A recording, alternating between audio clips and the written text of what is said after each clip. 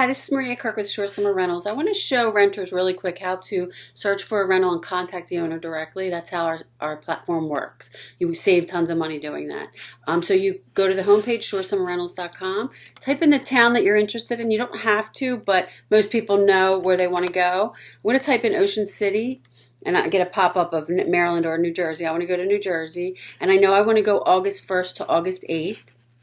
Okay, you don't have to do that either, but you want to pick a date because it's going to look at the calendar to see if it's available. And then I'm going to choose 3 or more bedrooms. I know that I need at least 3, but I want to see what my options are as well. So if maybe a 4-bedroom would work. I'm not going to put sleeps because I don't want to limit my options. I'm going to hit search.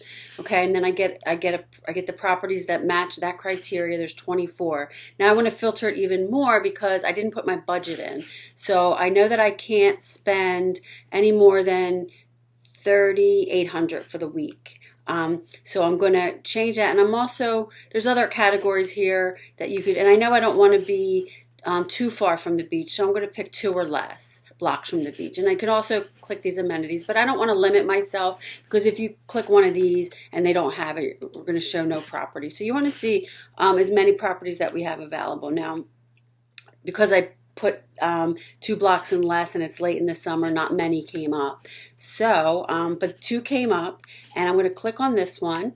And okay, I'm going to look at the pictures. I'm going to look at all the details. And okay, I want to contact the owner. I want to see how much it's really, going to cost me. And I want to contact them with questions and to book.